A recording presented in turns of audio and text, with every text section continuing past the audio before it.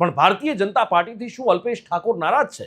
શું નવી પાર્ટી બનાવી રહ્યા છે? શું કંઈક નવા જૂની, શું કંઈક મોટું કરવાના મૂડમાં છે અલ્પેશ ઠાકોર? આજે ચર્ચા કરવી છે અને ચર્ચામાં મનીષ પણ મારી સાથે છે.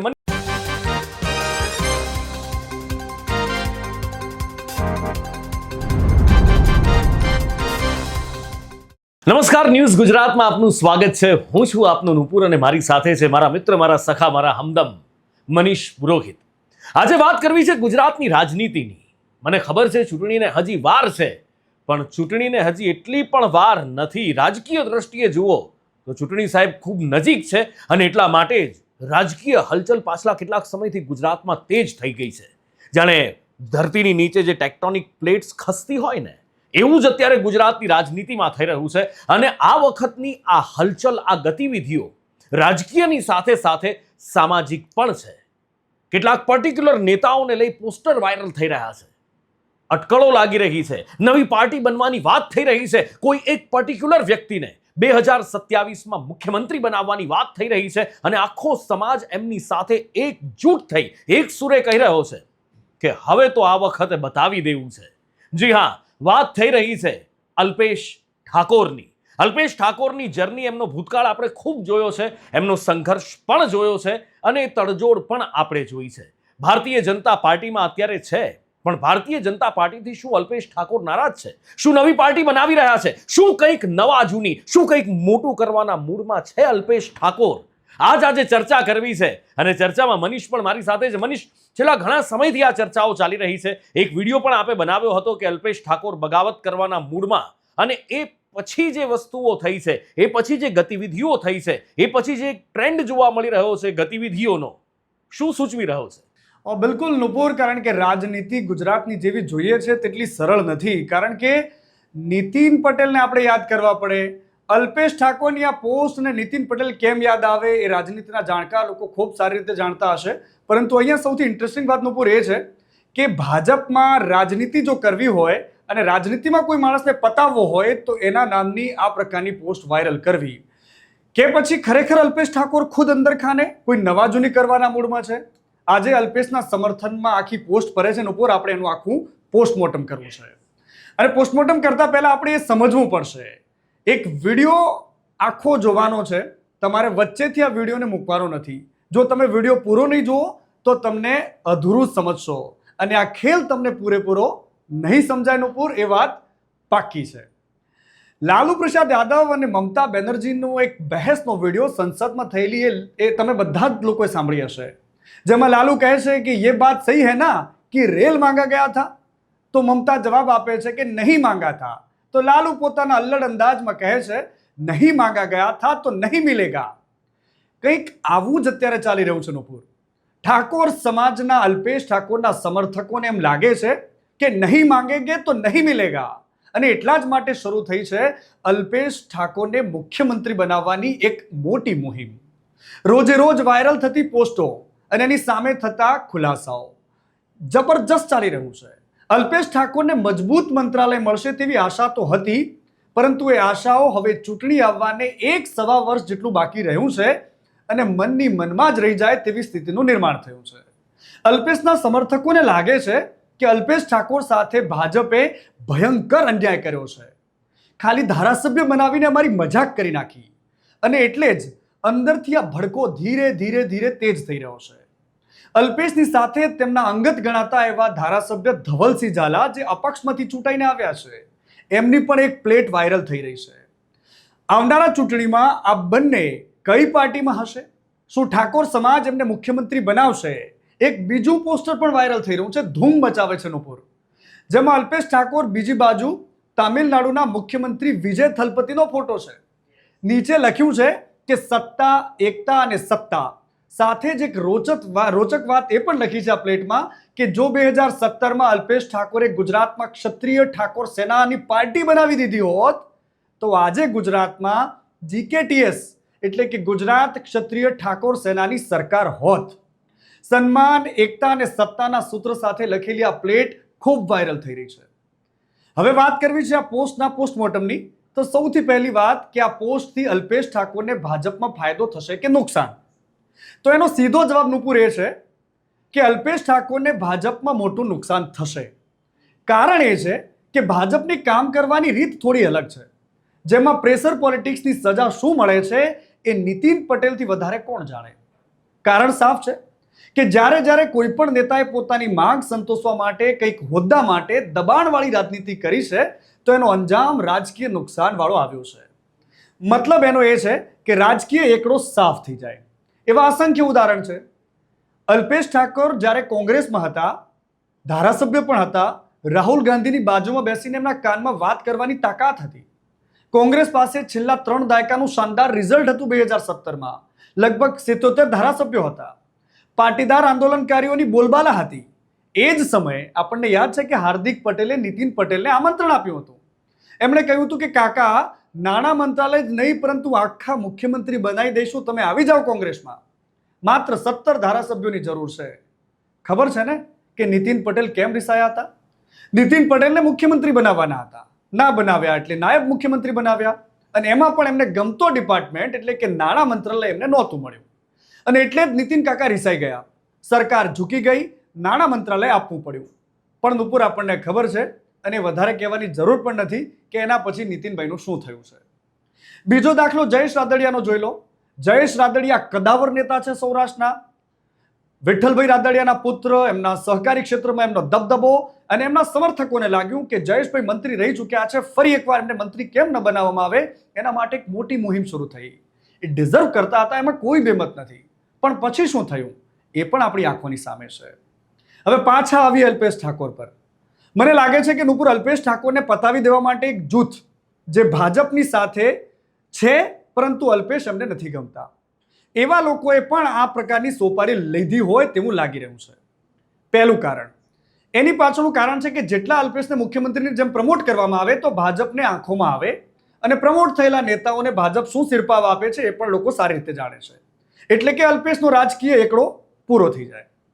બીજી બાજુ અલ્પેશના પોતાના સમર્થકો અને એમની પોતાની લાગણી એ પણ કદાચ આ રિફ્લેક્શનના ભાગરૂપે અહીંથી બહાર નીકળતી હોય. કારણ એ છે કે અલ્પેશ ઠાકોર એવું માનતા હતા નુપુર કે એમને લાગતું હતું કે હું આ વખતે સરકારમાં જ્યારે મંત્રીમંડળનું વિસ્તરણ થયું તો એક મજબૂત પોર્ટફોલિયો સાથેનું મંત્રાલય મળે. જો કે એવું થયું નહીં, એ વાત અલગ છે ને. એટલા જ માટે અલ્પેશ ઠાકોર પોતે પણ આમાં કદાચ રાજી હોય, પરંતુ એમના ક્ષત્રિય ઠાકોર સેનાના જે પ્રવક્તાઓ છે અથવા તો એમની જે વાત લોકોની સામે રાખે છે, એમણે પણ કહ્યું છે કે એવી કોઈ વાત નથી.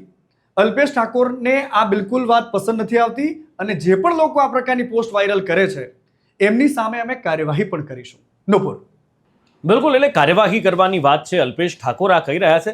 મનીષ, સવાલ અહીંયા બે છે. પહેલું કે જો અલ્પેશ ઠાકોર નથી ઈચ્છતા કે આવું થાય તો એને રોકી કેમ નથી શકતા? અને બીજી વસ્તુ એ પણ થાય કે અલ્પેશ મોઢે કંઈક બોલે ને મનમાં કંઈક બીજું હોય, અને જો ખરેખરમાં એક ત્રીજી પાર્ટી બનાવવાના મૂડમાં હોય તો કદાચ એમણે કેશુબાપાની જીપીપી ભૂલવી ન જોઈએ. અને બિલકુલ નુપુર, કારણ કે કેશુબાપાનો દાખલો આપણી સામે છે. ભાજપ સામેની બગાવત અને ત્યારબાદ જીપીપી બનાવી. આપણને ખબર છે ગણ્યા ગાંઠ્યા અને મજબૂત નેતાઓ પૈકીના ગોરધન ઝડફિયા, બાવકુ ઉંધાડ, એના સહિતના સુરતના 2 મોટા નેતાઓ, એ બધા જ આપણને ખબર છે કે જે રીતે જીપીપીમાં જોડાયા ને ત્યારબાદ જીપીપીની પરિસ્થિતિ શું થઈ હતી. ભાજપની રીતિ જે કામ કરવાની છે, મને લાગે છે કે કોઈ પણ નેતા કે જેના સમર્થકો આ પ્રકારે પોતાના નેતાને મોટો નેતા જોવા માંગે છે, એને ખબર છે ભાજપને કે કેવી રીતે એમને કંટ્રોલમાં રાખવા. અને કદાચ એ જ કારણ છે કે બંને વખતે હાર્દિક પટેલના મોટા સમર્થકો છે. હાર્દિક પટેલ પણ સમાજનો નેતા છે. હાર્દિક પટેલને મંત્રી બનવાની પણ વાત હતી, પરંતુ આ બધા જ નેતાઓને પડતા મૂક્યા, અને એવા ચહેરાઓ સામે આવ્યા કે જેમની પાછળ એટલું મોટું બેકગ્રાઉન્ડ નથી કે એમની એટલી બધી ચર્ચાઓ નહોતી થતી. જે ચર્ચામાં હતા એમાંથી પરચામાં આવ્યા એવા બહુ જ ઓછા લોકો છે. પરંતુ ઇન્ટરેસ્ટિંગ વાત એ છે નુપુર કે આ બધાની વચ્ચે હવે હાર્દિક પટેલ કે અલ્પેશ ઠાકોરની રાજનીતિ શું રહી છે? શું 2027માં હાર્દિક અને અલ્પેશને ફરીથી ટિકિટ મળશે? શું અલ્પેશને ટિકિટ મળશે કે પછી અલ્પેશને ટિકિટ આપ્યા પછીની હવેની કોઈ ગોઠવણ થશે? કારણ કે ભાજપને જો લાગે છે તો એવું પણ નથી કે જે લોકો પ્રેશર કરે છે એમને નથી આપતા. બીજો દાખલો આંખોની સામે છે. એકવાર ખોડલધામમાંથી નરેશ પટેલે કહ્યું કે ગુજરાતમાં પટેલ પાર્લામેન્ટથી લઈને પંચાયત સુધી હોવો જોઈએ. આપણને ખબર છે કે એના પછી વિજયભાઈ રૂપાણીની સ્થિતિ શું થઈ હતી. આપણને ખબર છે કે કેવી રીતે આખી સરકારને બદલીને આપણને જે નવા મુખ્યમંત્રી ભૂપેન્દ્ર પટેલ મળ્યા છે એની પાછળનું ઘણા બધા કારણો પૈકીનું એક કારણ એ પણ હતું. અને આ જ વસ્તુ છે ભાજપની નીતિ રીતિની કે જેને લાગે છે કે તાકાતવાર સમાજ ઊભો છે પાછળ, પાટીદારો તાકાતવર છે, પાટીદારો પાસે પૈસા છે, પાટીદારો પાસે પાવર છે, પાટીદારો પાસે વોટ બેંકની એકતા છે, અને કદાચ ઠાકોર સમાજ પાસે આ વરવી વાસ્તવિકતા પણ છે નુપુર કે ઠાકોરો એક નથી, અને એક ન હોવાના કારણે એમને વોટ બેંકની તાકાત, રાજકીય તાકાત નથી બની શકતી. કદાચ એ જ કારણ છે કે અલ્પેશ ઠાકોર જ્યારે આંદોલન ચલાવ્યું ને એક કરવાની વાત કરી, નશાબંધીની વાતો કરી, આપણને ખબર છે કે નશાબંધીનો કેટલો અમલ થયું છે. એક પોસ્ટ અને થોડા દિવસ પહેલા આપણે એ પણ જોયું હતું કે આજે એવું કોઈ પણ ગામ નથી કે જે દારૂ ન વેચાતો, એ પણ વાસ્તવિકતા છે. પરંતુ અલ્પેશ ઠાકોરની જે મુહિમ હતી દારૂબંધી માટેની, નશાબંધી માટેની, એ મુહિમ પછી યુવાનો એમની સાથે એટલા માટે પણ જોડાયા હતા કે અંદર ખાને રહેલી એ જીજીવિષા, એ રાજકીય મહત્વકાંક્ષા કે આપણી એક યુનિટી હોય, ઠાકોરોની તાકાત દેખાય, અને એટલા જ માટે આપણે જોયું કે અલ્પેશ બાદ જે સૌથી મોટું આંદોલન જ્યારે ઠાકોર સમાજનો આપણે અમદાવાદમાં જોયું હતું, એની પાછળની એક જીજીવિષા હતી, ઘણા બધા વર્ષોથી ન મળેલી અપેક્ષાઓ હતી.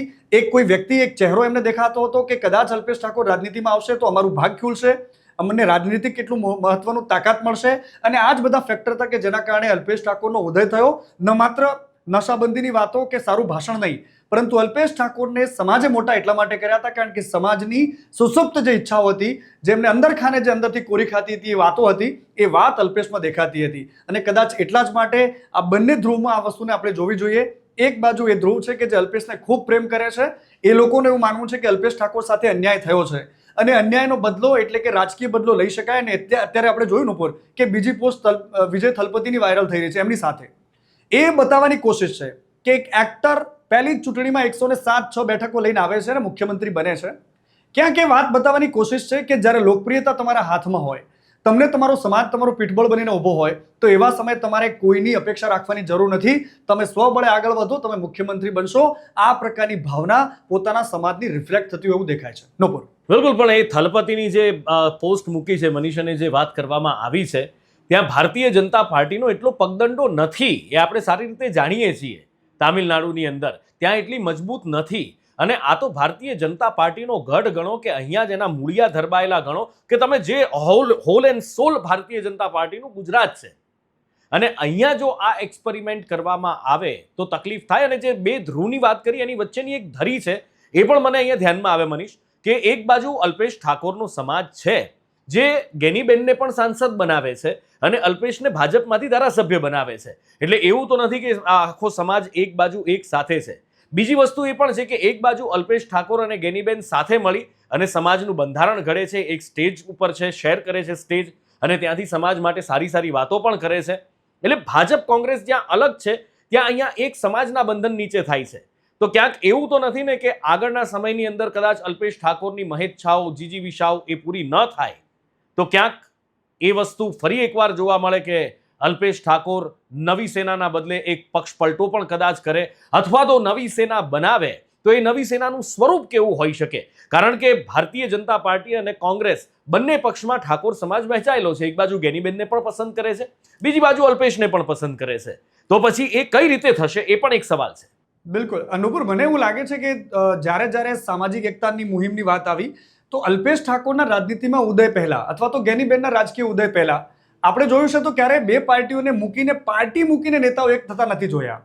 પહેલીવાર ગાંધીનગરમાં, રાજ્યના પાટનગરમાં અડધી રાતે બંધારણ ઘડવાનો મુદ્દો સમાજ ભેગો કરે છે. બંધારણ ઘડવાના મુદ્દામાં જ્યારે સરકારના મંત્રીઓ સંજયસિંહ મૈડાથી લઈને અનેક નેતાઓ હાજર રહે છે, સ્વરૂપજી ઠાકોર હાજર છે, ભારતીય જનતા પાર્ટીમાંથી આ બંને નેતાઓ મંત્રી છે, બીજી બાજુ સમાજના અગ્રણીઓ છે, કોંગ્રેસના નેતાઓ છે, અલ્પેશ ઠાકોર છે, ને અડધી રાત્રે હજારોની સંખ્યામાં ગાંધીનગરમાં એક સભા મળે છે જેમાં બંધારણ ઘડાય છે.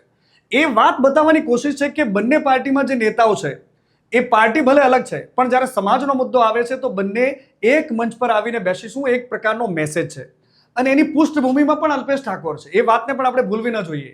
આ બંને રાજકીય પાર્ટીઓની વિચારધારાને ભૂલીને કોઈ એક પ્લેટફોર્મ પર સમાજના મુદ્દે ભેગું થવું છે તો એક જ વાત છે કે આપણે પાર્ટીના વાડા ભૂલીને એક સાથે સમાજ માટે થવું પડશે. નોપુર, જ્યારે પણ આ પ્રકારની પરિસ્થિતિનું નિર્માણ થયું તો અલ્પેશ અને ગેનીબેનના રાજકીય ઉદય બાદ પહેલીવાર ઠાકોર સમાજમાં જોવા મળ્યું કે રાજનીતિ અલગ વસ્તુ છે ને સમાજ અલગ વસ્તુ છે. જ્યારે સમાજના બંધારણની વાત આવી તો બંને નેતાઓ એક થઈ જાય છે. ન માત્ર ગેનીબેન ને અલ્પેશ ઠાકોર, પરંતુ તમામ ભાજપ અને કોંગ્રેસના નેતાઓનું એક મંચ પર આવવાનું પહેલીવાર જોવા મળ્યું. સ્વરૂપજી ઠાકોર હોય કે પછી સંજયસિંહ મહિડા, એ તમામ નેતાઓ ભાજપમાંથી મંત્રી છે, કોંગ્રેસના ધારાસભ્ય એ વખતે કોંગ્રેસમાંથી કોઈ પણ નથી, પણ પૂર્વ ધારાસભ્યો બળદેવજી હોય કે પછી જ્ઞાનીબેન હોય કે તમામ નેતાઓ એક મંચ પર હતા. એનો મતલબ છે કે સાફ મેસેજ છે. આ ઠાકોરોની નવી રાજનીતિનો એક મેસેજ હતો કે બંધારણ એક બહાનું હતું, પરંતુ રાજકીય એકતા અને તાકાત બતાવવાની આ કોશિશ હતી. પાર્ટીઓ ગમે તે હોય, પરંતુ એમને સમજવું પડશે કે ઠાકોરો કોણ છે ને ઠાકોરોની તાકાત શું છે. અંતે નુપુર, મારે એ જ કહેવાનું મન થાય છે કે અલ્પેશ ઠાકોરના સમર્થકોના મનમાં જરૂર થતું હશે, હેમને મનમાં થયું કે થાય કંઈક કદર મારી એટલે પામર સમા પથ્થરથી ટકરાવું પડ્યું. મોતીને મનમાં થયું કે હું એ આભૂષણ બનું, કાળ કેરા ક્રૂરથી એને વિંધાવું પડ્યું. અને અંતે નરસિંહ મહેતા કહે છે કે ઘાટ ઘડ્યા પછી નામરૂપ જૂજવા, એ મારા ઠાકોર અંતે તો હેમનું હેમ હોય. નમસ્કાર.